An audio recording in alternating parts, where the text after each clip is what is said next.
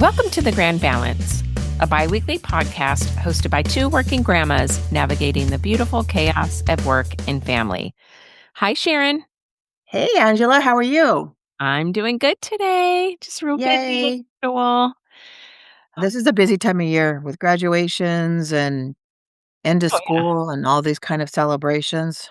I did get to have dinner with my husband last night, and I was telling them, okay, we have this, we have Father's Day, we have this other thing going on, we have that thing, and then we have that thing. So the social side is really good. It's fun.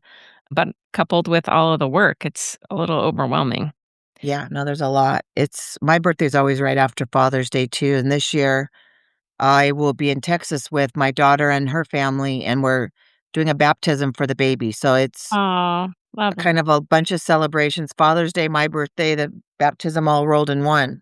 That's awesome. All right. So, So, I wanted to bring up a couple things as follow-ups to our prior episodes. So, the first is last week we had talked about the expert advice on how to handle toddler tantrums.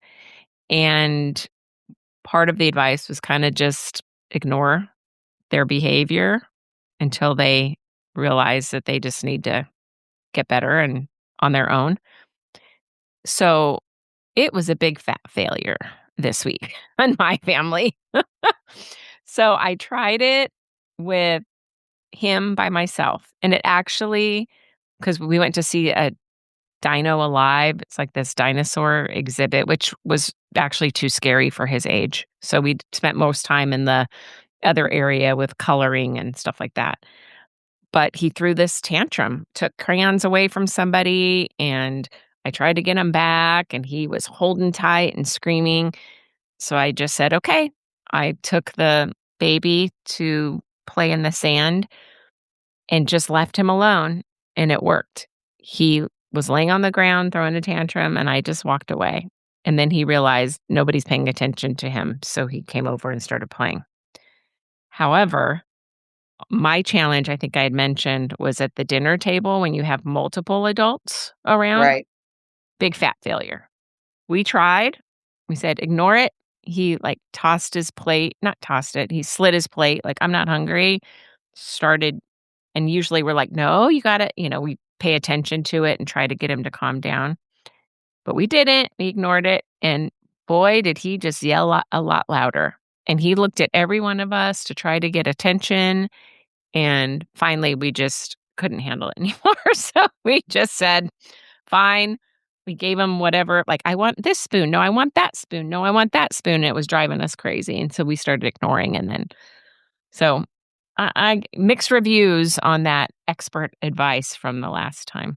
Well, I feel like it's a process too. It's a learned behavior. So he has to learn that by acting out like that, he's not gonna get the attention, and I think once that's reinforced several times, he's a smart kid, he'll get it. Yeah, it's painful. It was very painful just for the first time. So I can imagine having to deal with multiple dinners, which is our joyous Thursday, right? That's the time to enjoy family. So to have to deal with that was a little tougher when we're trying to ignore it. And then it got worse. And then the second thing was I listen to a lot of podcasts when I walk and stuff. And I was listening to one. The New York Times does like investigative reporting, and they were interviewing this woman, an older woman, and we were talking about aging for the elderly and, how we can support them. And they've been sending out these little robots. They're like little companion robots. It's by a company called Intuition. And there's these little robots for seniors to help them keep talking, keep using their brain and their mind, and keep engaging so they aren't as lonely.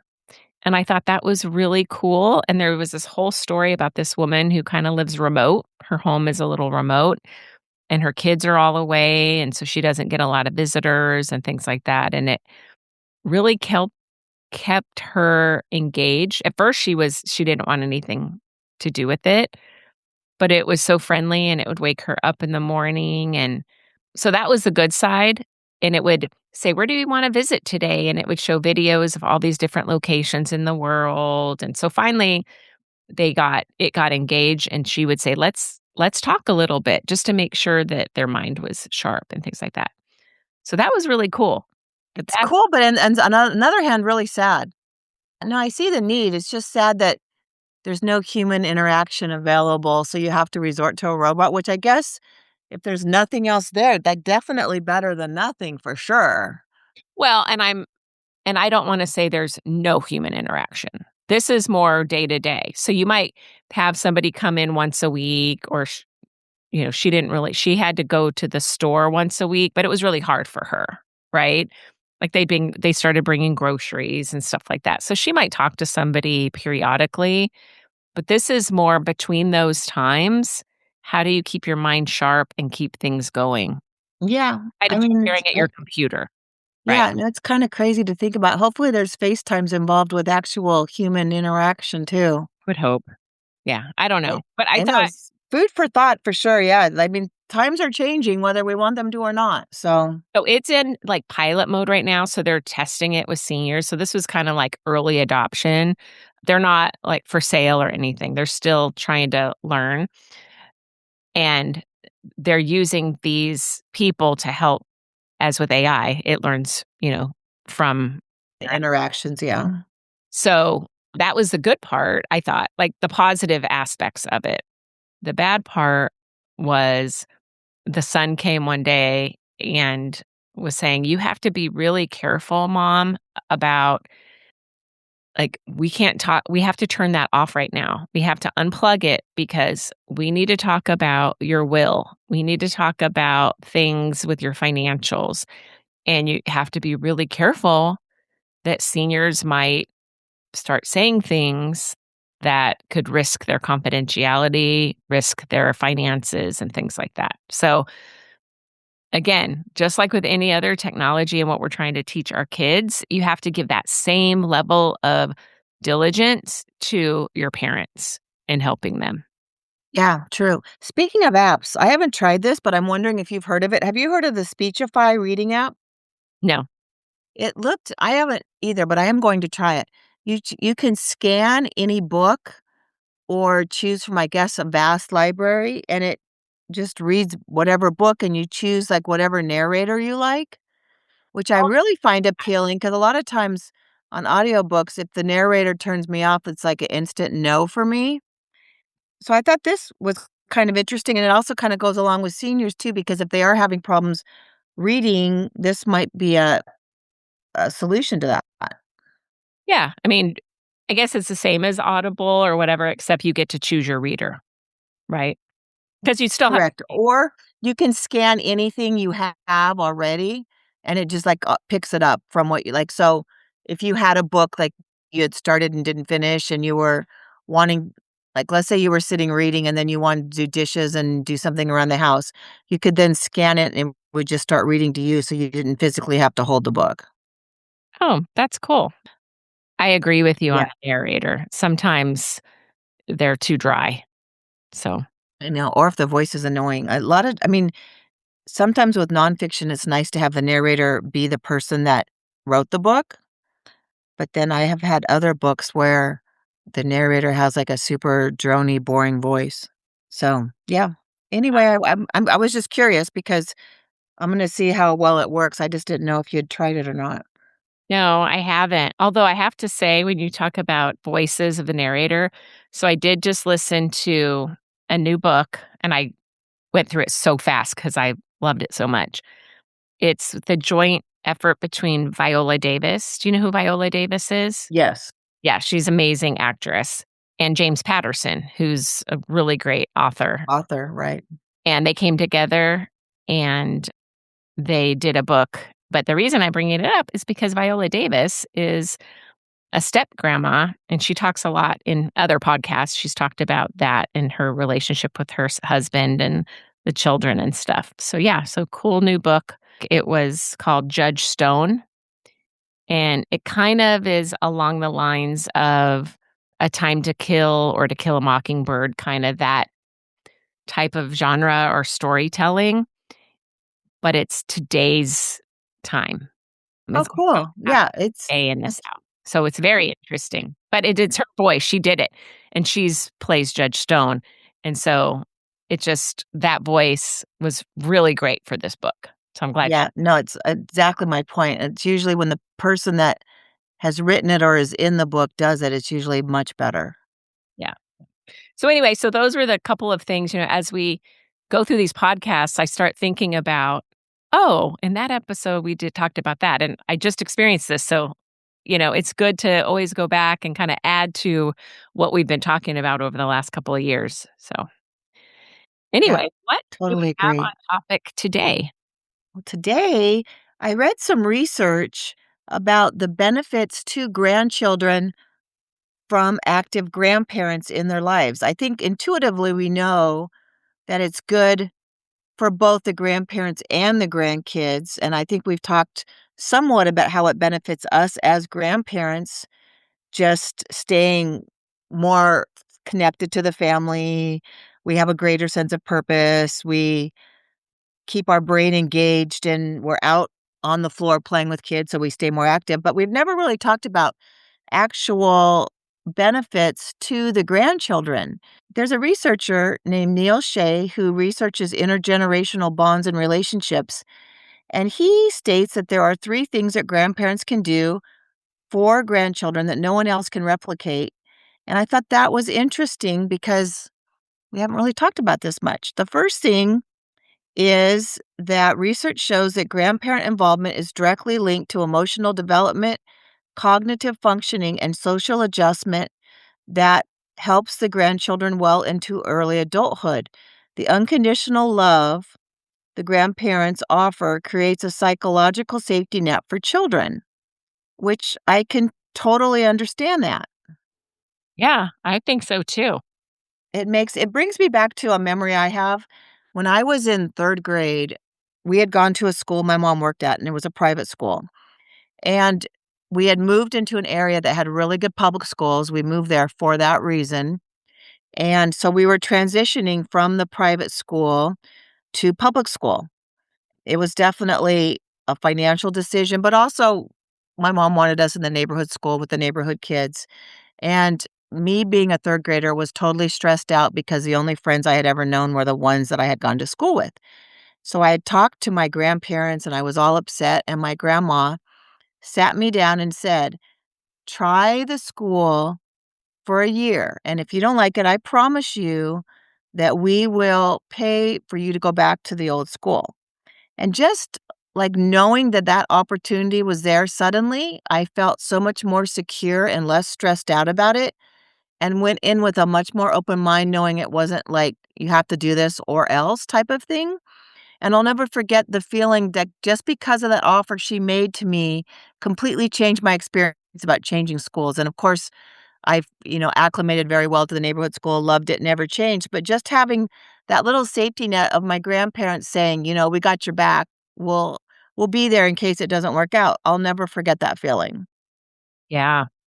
And did you say the second half, it was emotional development, and what was the second? Social what? Cognitive functioning and social adjustment. Social adjustment. Okay, got it.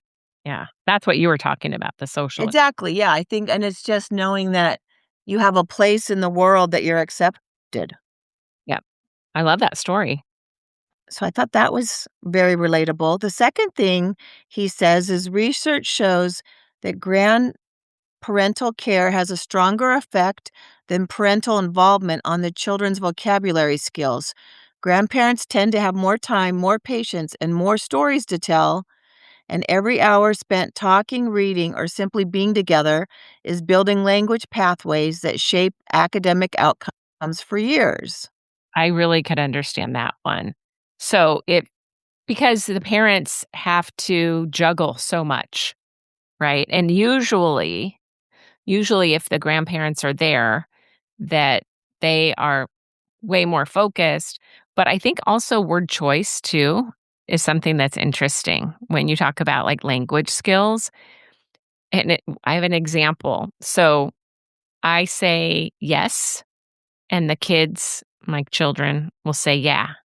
So then when he's with them, he'll say, "Yeah," and he'll say it, and I'm like, I'll say, "Yes." And so then his parents will say, "Did you teach do you use the word 'yes', huh?" And I said, "Yes." But there's so many times when he will say something and I will work with him to say it correctly because I have the time to do that, to your Right, and I think too, just when grandparents are around children generally, of course, this is generally speaking, your focus is 100% on the children, whereas parents, you're being pulled in a million different directions.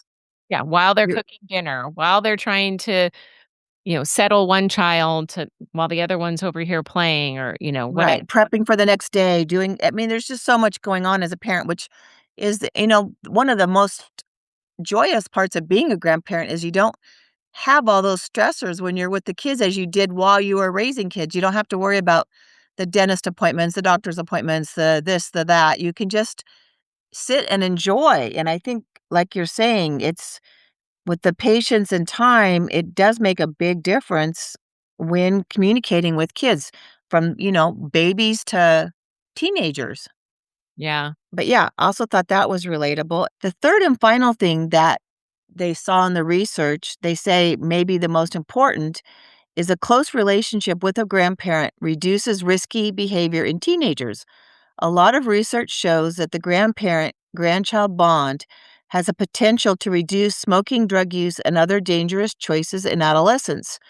Through this sense of being unconditionally loved by someone whose approval they deeply respect, it creates that reduction in risk.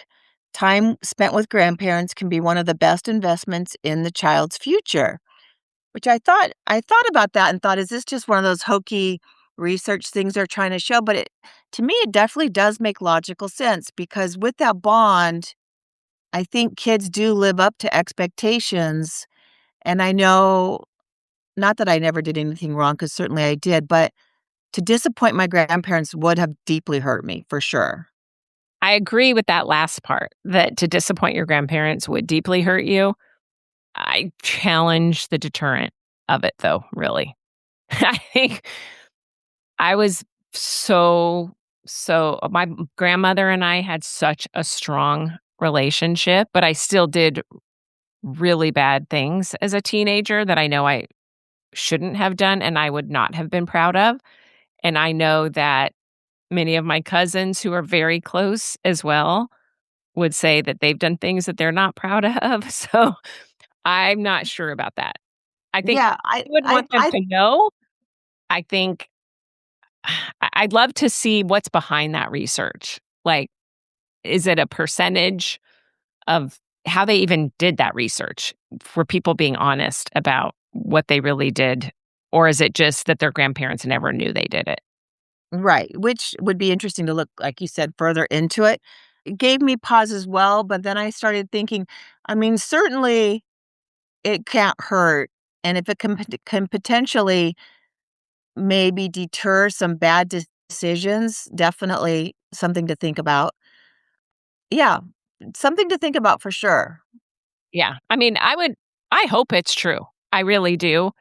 Just my living experience is that I'm not sure how big of a deterrent that is to drinking with your friends at parties and smoking and all those sorts of things. Now, maybe the grandparent when they found out they discouraged it and then the kids felt guilty and they stopped or I don't know, but it'll be interesting.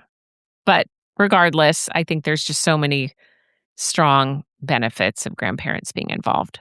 Right, and both ways. I mean, that's the beauty of it.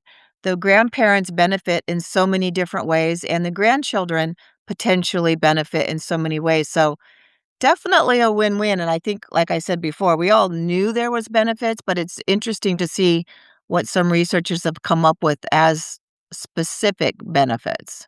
Yeah. So, talking about the benefits to the grandparents, again, this is all research, but they've said that for grandparents, having involvement with the grandkids provides better mental health and lower depression, greater sense of purpose, better cognitive benefits because you use it or lose it, Right. more physical activity, and stronger social connections. And when I think about those five categories of benefits and myself, I absolutely agree that having grandkids has given me more physical activity. Ju I was just gonna say that. That's the one I agree with the most because as we've talked about, spending I can spend 12 hours working solid and 4 hours playing with grandkids, and I'm way more exhausted after the playing with grandkids. Oh, yeah, and it's just the simple things like muscles. I mean, my arms, for not lifting weights constantly, I am lifting 25 pounds at a time, sometimes in both arms, holding grandkids, while I'm holding one trying to get off the floor, and so you're just moving your body in so many different ways, things that you would not do Right. Even unless you chasing were. them. Like, I'm like, "When was the last time I actually really ran like this?" Oh, that's right, and sometimes it's not out of fun, it's out of necessity, right? You're like, they're running so fast down down the stairs or whatever, and you're having to catch them or whatever it is. Yeah, when I was looking at the research too, the only one I question is the social interactions because I feel like I mean, I don't know, I feel like my social circle is based on my friendships. I think maybe if you did a lot of activities with grandkids, like bringing them to classes, you would meet new people, but I don't know necessarily they would be, like, within your friend circle. You would definitely meet other people, but that was the only thing I saw in that that I was kinda like, "Hmm."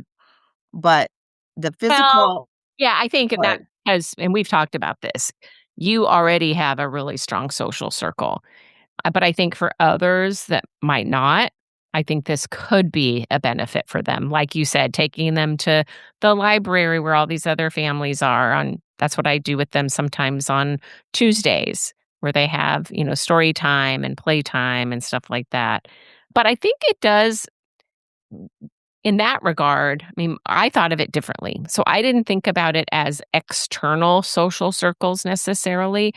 I felt more of like stronger family bonding time because let's say you have all adult children and none of them have kids, you may not get together as much compared to when children get involved. It kind of brings families together a little more.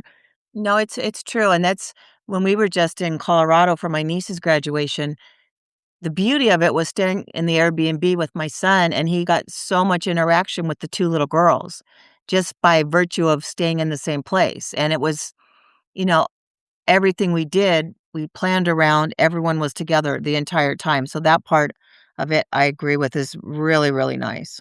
Yeah, I mean, we've started these Thursday night dinners. Would we do it if we were all just adults living our own lives? Probably not. Not that we shouldn't. Right, but it gives you a reason. Gives us more of a reason.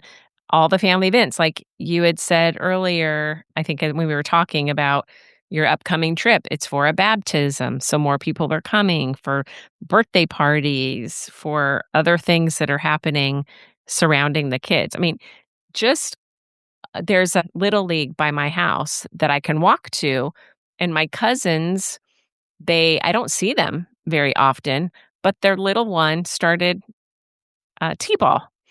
And so now I go down there sometimes and I'll watch him play t-ball just to visit my cousins, which I wouldn't have done. I wouldn't have thought to visit them had there not been a child involved, honestly. Right, no, it's true. Yeah. It So, definitely that's one thing I'm really grateful to that my family in general just shows up for whatever function, and even my young, not married son has flown for baby showers, baptisms, birthday parties, just that whole family unit. I'm so grateful that we've been able to keep that so strong and traveled far and wide to make those important milestones because it does mean a lot. yeah. Yeah. So so out of those 5, I think they're all true. I think those are the 2 that resonated with me most. But then they say that and then they say, of course, there's statistics that show there are longevity benefits, but I think it's because of all those 5 things, right? Exactly. And I mean, as we've talked about so many times, as grandparents, we have to be healthy. We have to be using our minds. We have to be getting the right amount of sleep. All those important things that when you are grandparenting, you're more conscious of staying healthy, doing those sort of things. Yeah. The one word of caution, though, which was interesting as I was kind of researching this, is that they say the benefits are strongest when involvement is moderate. I saw that too, which, I mean, that is kind of vague because moderate can mean a lot of different things to a lot of different people. Well, what I was honing in on in the articles that I was reading was studies show that full-time caregivers, so grandparents are who are the full-time caregivers of the children while the parents are off to work, have higher rates of depression, more health problems, and greater caregiver burnout. So there is like a sweet spot where maybe you help watch them a few days a week, or maybe you don't have to watch them, but you see them a few days a week or, whatever, not the responsibilities of the everyday caregiving. Right. Well, this is exactly what I was talking about. That's the beauty of it. And how, the heroes are the grandparents that have stepped up because that is really, truly difficult. But we are in a very fortunate position where we can be additions rather than the main event. But I'm hearing so many people who are saying that my kids are planning to have babies and I'm planning to be the full-time caregiver. And I just am very hopeful that they'll think through that because they might not understand the amount of pressure or, and the impacts on the body and your mental health that can put on somebody. And you don't want resentment to build up within the family either. Hopefully, in those situations, there's a lot of communication of how to make it work for everyone. Yeah, and I think it's all with good intention. "Oh, I wanna Right. help my kids, so let me do this for them," thinking it's gonna be wonderful, but in reality, you still need, to your point, your friends. You still need to take care of your body. You still need your purpose outside of that and how your mind is, being worked, and it's something that I don't think people think enough of, and maybe they should. Right. Well, and you need a reprieve from the kids too, because that's extremely demanding, as we know. As we know in the few hours that we do spend with them that we've talked about, you Exactly. exhaust yourself. So, but Yes. you're meant to have children when you're younger and not our age, I so know. I'm reminded of that all the time. I was like, thank goodness I was in my early 30s rather than later because it takes a lot of energy, but it really a fun time of life for sure. And I'm glad we are able to explore all these benefits because we know they're there, but now we know some of the actual specific benefits to us and to the grandkids that we are able to be around.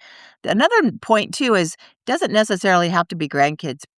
If people are in a part of life where they don't have grandkids, you can always get involved with other youngsters and help in those ways too and get a lot of the benefits. That was another thing I saw in the research. It doesn't have to necessarily be family. It can just be spending time with younger people that helps out your mind and body. You're right about that because before my kids had my grandkids, I thought I was gonna retire early with my husband. I call it my 10-month COVID sabbatical. But I got so much out of the philanthropy that I was doing and the volunteering that I was doing with young people. It really was beneficial to me. It filled my soul.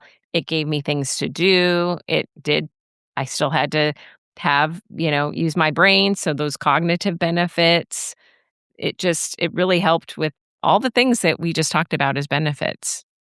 Yep. So keep it up, grandparents. You're doing a good job. And in the end, it works out for everyone. Yep. Thanks everyone for listening, and we will be back in a couple weeks. Take care, everyone. Bye. Bye. Thank you for listening. Please like and subscribe to the podcast so we can continue to grow our community. Also follow us on Instagram at Working Grandmas Podcast, on Facebook at The Grand Balance, a Working Grandmas Podcast, and join our LinkedIn group, Working Grandmas.